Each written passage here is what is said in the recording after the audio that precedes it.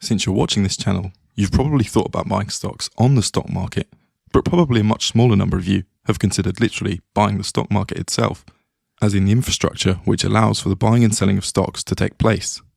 Since 1611, when the Dutch East India Company was first traded on the Amsterdam Stock Exchange, the idea of a marketplace for shares has led to the creation of various exchanges for stocks, other assets and derivatives around the world.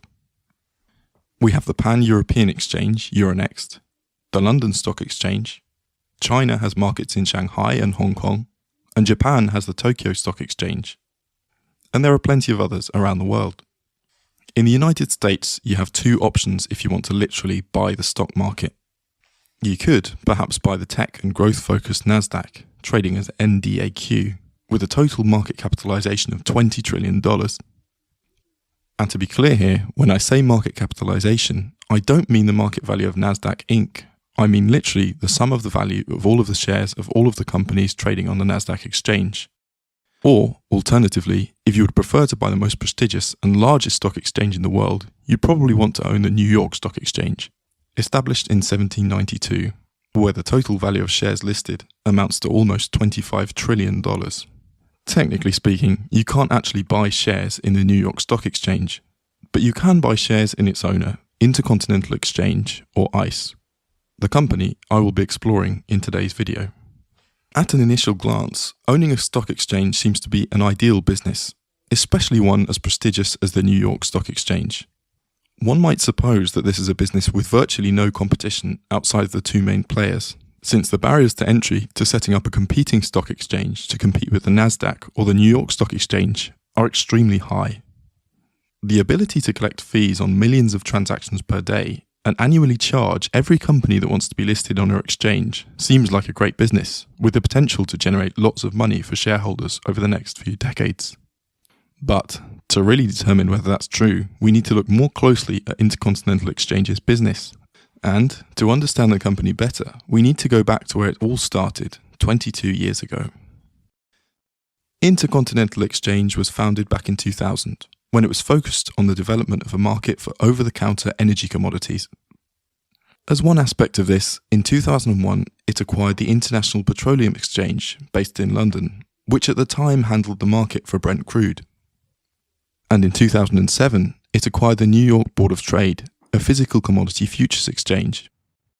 So you can see that initially, the company wasn't at all focused on offering a market for equities, or in other words, shares in businesses, which is arguably a much easier business for most of us to understand compared with the business of offering energy futures and other derivatives.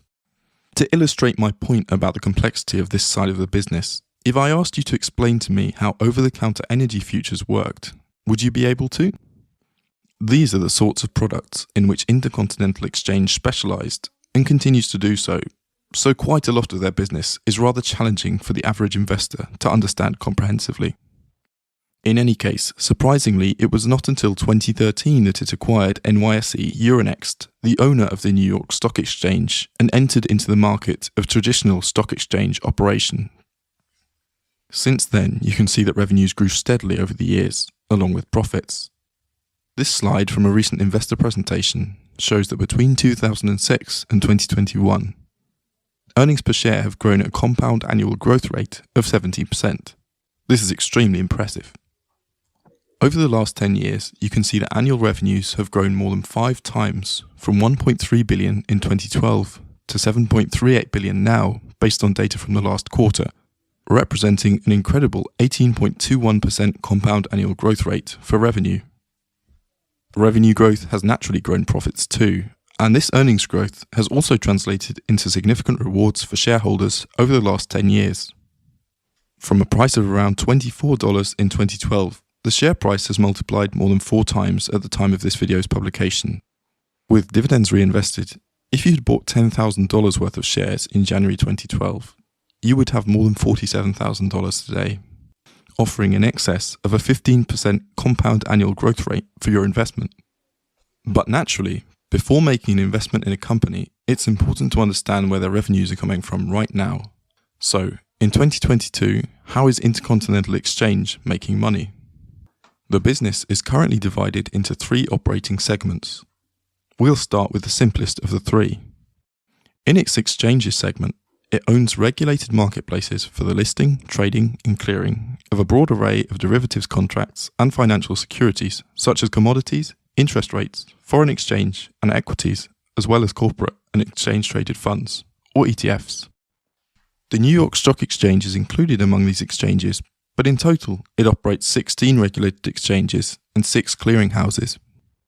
One example of a more complex product handled by Intercontinental Exchange is their flagship Brent crude oil contract, which they say serves as the cornerstone of a global oil network that today includes nearly 700 related crude and refined oil products. As another example, the company offers futures and options on the leading global soft commodity markets, including coffee, cocoa, cotton, and sugar. So it's very apparent that just running the New York Stock Exchange does not represent the entirety of the company's business operations. In fact, you can see from the recurring and transaction revenue breakdowns here that the stocks on the New York Stock Exchange represented less than 10% of 2021 transaction revenue, and the stock exchange directly accounted for a rather small proportion of recurring revenues too, with listings generating just 13%. Nonetheless, in total, the entire exchanges segment generated $3.9 billion in revenue in 2021 and accounted for 54% of total revenues, therefore representing the largest segment of ICE's business. But remember, the New York Stock Exchange is just one part of this segment. But where is the other 46% of revenue coming from? The second and newest of ICE's business segments is the mortgage technology segment, which is seeking to provide an end-to-end technology platform that offers customers comprehensive digital workflow tools that aim to address the inefficiencies that exist in the US residential mortgage market. The mortgage technology segment generated $1.4 billion in 2021 and therefore accounted for 20% of the company's consolidated revenues.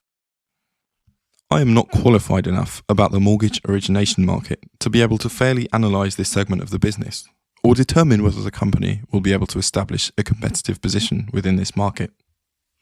My main observation is that this is a very new area for the company, so we don't really know whether they will be able to develop a competitive moat over time. Finally, there is the fixed income and data services segment, where they provide fixed income pricing, reference data, indices, analytics, and execution services, as well as global credit default swaps, or CDS, clearing, and multi-asset class data delivery solutions. As you can see, this is another element of the business which is very technical and challenging to understand, and since I prefer to invest in companies within my circle of competence, this is a definite negative from my own investment perspective. So, the bottom line is that 54% of the company's business, based on revenue, is coming from the relatively transparent exchanges division, while it's much more complicated to explain comprehensively where the other 46% is coming from. And this is after a comprehensive look at annual reports, investor presentations, and other materials provided by the company. This means it's also difficult to establish whether the company has or can build competitive moats in these areas. Nonetheless, the management has clearly done something right to grow revenues at a compound annual growth rate of more than 18% over the last 10 years. And growth has been pretty balanced across each of the company's business segments. In other words, those slightly murky segments are definitely generating plenty of profit. It's just challenging for an average person to understand precisely how. Naturally, as sensible investors, we must also consider whether the company is fairly priced before making an investment decision.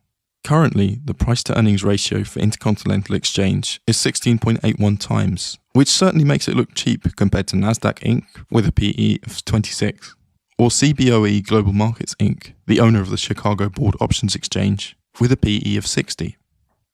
The price-to-earnings ratio can certainly be useful, but in the case of Intercontinental Exchange, it seems more important to consider the balance sheet and the company's financial position. Current assets do just about cover current liabilities, so there's no short-term solvency risk. However, it's very concerning to see that the company's tangible book value has been falling over the last 10 years and is currently negative $11 billion. This reflects that the company has excessive debt, in my view, and worse, rising interest rates seem quite likely to punish companies like Intercontinental Exchange who have not maintained prudent balance sheets. To conclude, I do love the idea of owning the New York Stock Exchange, a duopoly in the field of stock market operation in the United States. However, investors should be very conscious of the fact that the New York Stock Exchange currently represents a very small portion of Intercontinental Exchange's revenue, and therefore an economic moat, to borrow a phrase from Warren Buffett, only surrounds a very small segment of the company's total business. Nonetheless, Intercontinental Exchange has shown itself to be a long-term compounder and dividend grower, which may make it attractive to investors who are willing to spend a lot of time analysing the potential for the other areas of its business, which represent a significant portion of its revenues today. I'm also concerned by the company's balance sheet, and I do not like companies which take on too much debt. So, to summarise, this is not a company I would currently invest in, mainly since, like Warren Buffett, I only like to invest in stocks which fall into my circle of competence. Energy futures, derivatives, and the mortgage origination business do not fall into my circle of competence. If you feel you understand these areas well, then maybe Intercontinental Exchange might be worth investing in for you, and certainly it has performed exceptionally well in the past. So that's all from me for today. Thank you very much for watching, and please suggest any improvements or any other companies you'd like me to cover. I would also really appreciate you clicking the subscribe button so I can bring you further investment research in future. Thanks for watching, and see you in the next video.